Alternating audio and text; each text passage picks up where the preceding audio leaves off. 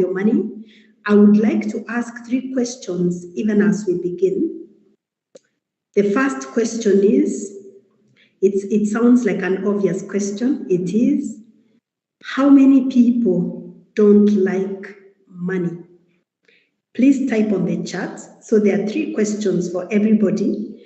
How many people who doesn't like money? If you say, I don't like money.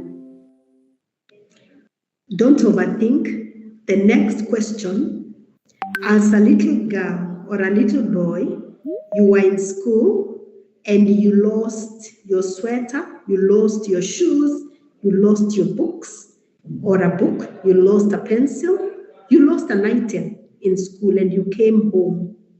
How did your parents respond?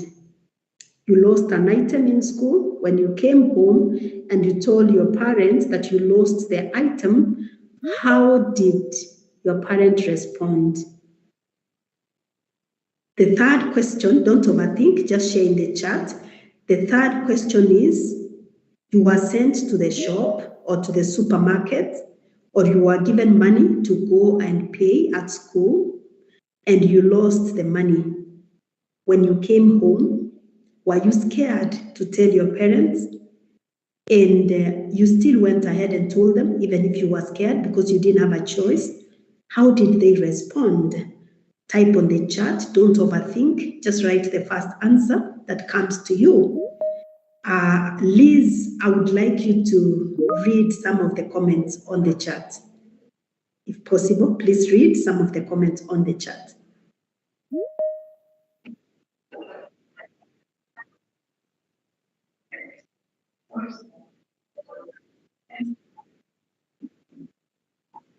No problem.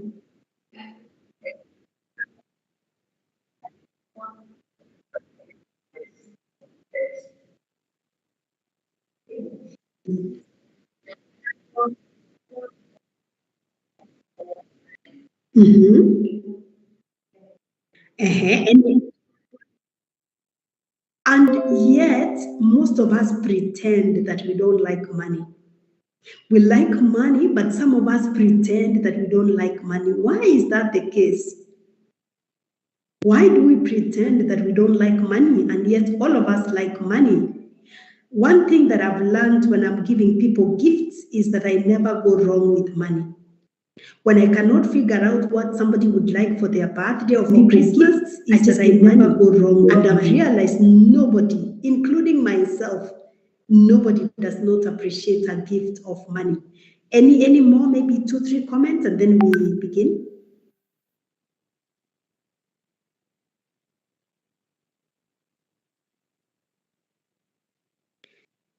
Okay, do we have any other comments, Liz?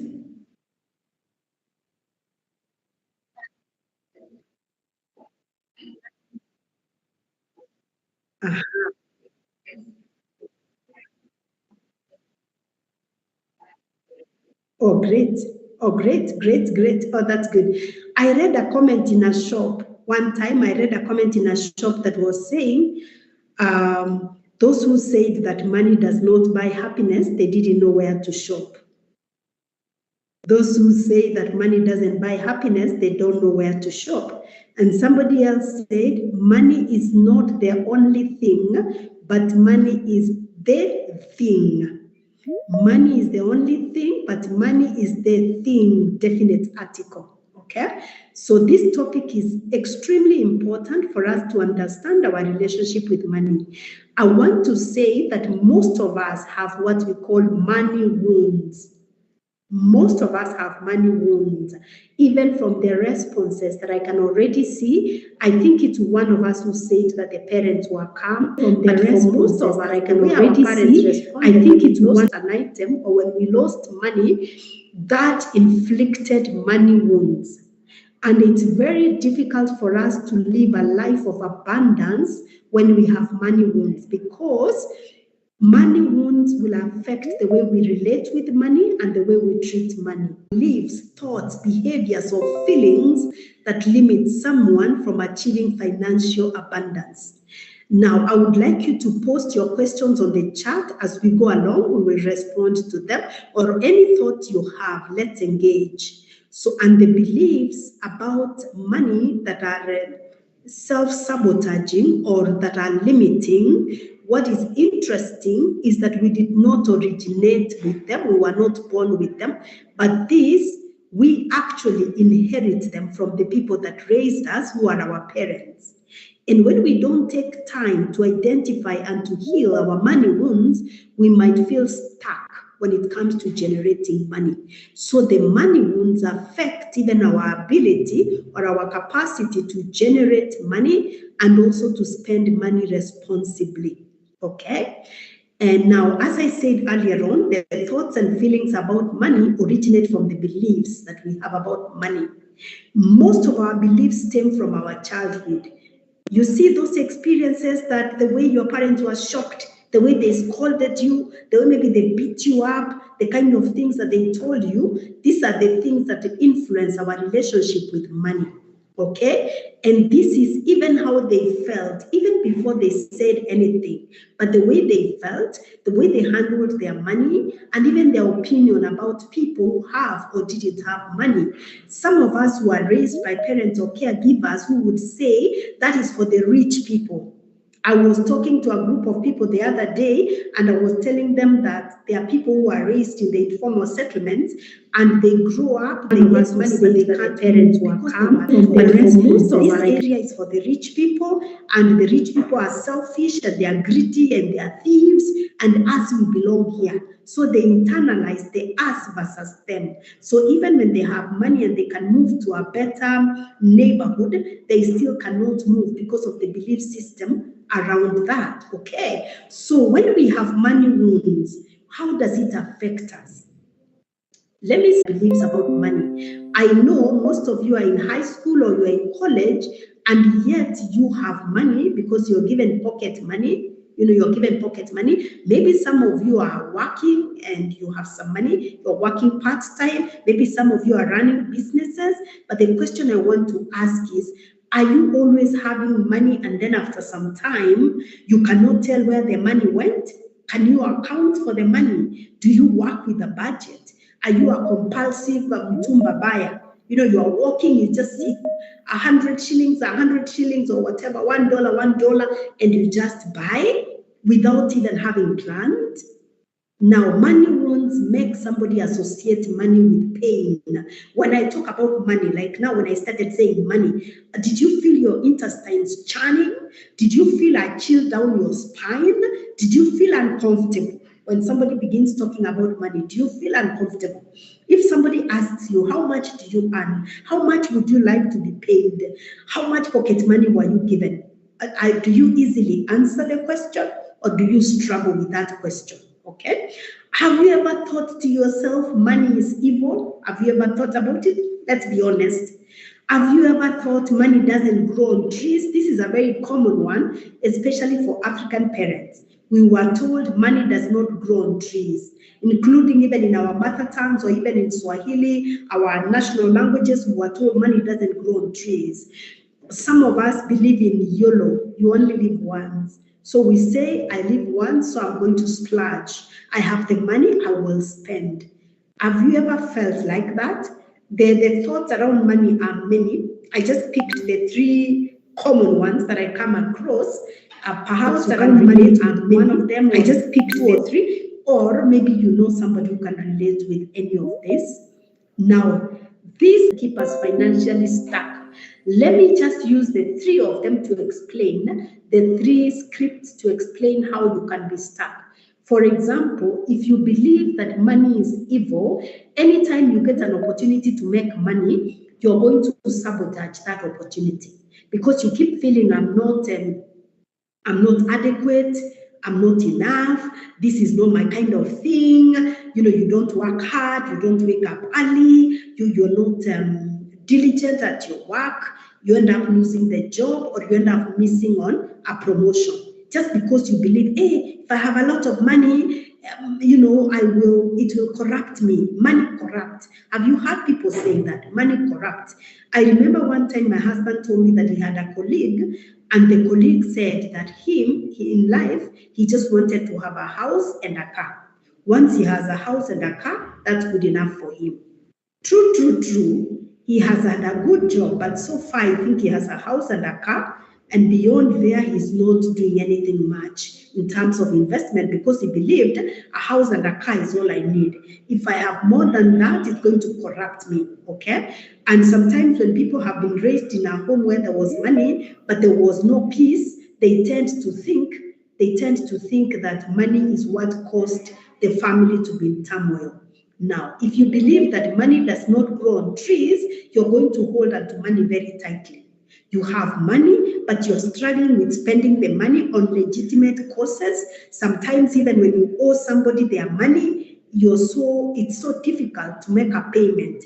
There are people who have difficulty paying somebody for services rendered. So when you hold on to money so tightly, even your capacity or your ability to receive money is a problem because the way you hold on to it, even large.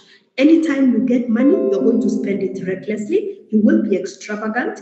That means you may not have money to invest or even to plan for the future. Now, manuscripts that are negative, like the ones we have already talked about above, they have toxic effect on your emotions and they hinder your capacity to receive, especially when you hold on to money too tightly. It hinders your capacity to receive and also enjoy abundance and prosperity because you always have this poverty mindset. I'm going to say something in Kiswahili. Maybe someone can translate for those who don't understand Swahili. I can't find another way of putting it. I was telling someone the other day that sometimes you call people at work and they tell you ask them, how are you doing? And they tell you, ni kungangana. Kungangana, kusukumana, kupambana. You see how negative, it's like pushing. I don't know, someone can translate better. Someone already has a negative perception of their work. Do you think this person is going to be diligent? Do you think this person is going to even get a promotion and to even rise in their workplace? Because already the mindset of the work is negative, as opposed to saying, I feel blessed, I feel favored and privileged to be at my job, all is going very well. Somebody who is positive like that, they're going to radiate positivity, and when an opportunity comes for a promotion or for extra responsibility, this is the person who is going to get it because of their attitude towards the work. Okay? What are some of the emotions that are associated with money wounds? I will share some of the emotions associated with money wounds. The first one is fear. They are not in any order. Fear. When you worry about anything and everything, you worry that you don't have enough money, you worry that you don't know how you will pay your bills, you worry that you're earning too much and you may lose the money and you don't even deserve it, or you are unsure of how to manage money well. You're likely to struggle with fear. The other one is shame. Although you may have a great career and a good salary, you still think that you don't have enough money. So you cover that shame by buying things. There are people who, even when they have a good job, they still just keep feeling like, I don't have enough, money is not enough, even when by all standards they have enough. So they feel ashamed, they buy things and they buy them in hiding. I remember one of my colleagues told me that she used to buy clothes and handbags and shoes, then she will pretend that it's vegetables. She will put in a shopping bag, she pretends this is vegetables, then when she goes home, because she doesn't want to get into the house through the front door so that the husband can see, she passes the shopping bag from the kitchen, gives the house girl, pretends that she has bought vegetables, she keeps the handbag and starts using it maybe like 2-3 months later. When her husband asks her, is that a new bag? She says, no, I've had it for like 2-3 months. So for her, technically, she was saying, I'm not lying. I've actually had it for 2 to 3 months, although she had started using it that time. So she was filled with shame. And this money she would buy a handbag is money that she would get maybe through, something she does part-time, but she's ashamed of it, okay? The other feeling is unworthiness. You think that you're not worthy because you may have had a childhood that lacked love and security. Many people who are raised in they were raised in families where there was no unconditional love. They didn't feel, let me put it this way, they didn't feel loved unconditionally and they didn't feel secure and protected. They feel unworthy. even when they are charging for their services, they will charge much less than what they deserve. And that's me. I can identify with that. I struggled with this for very long. Would you like to be paid? I said money that I thought is a lot.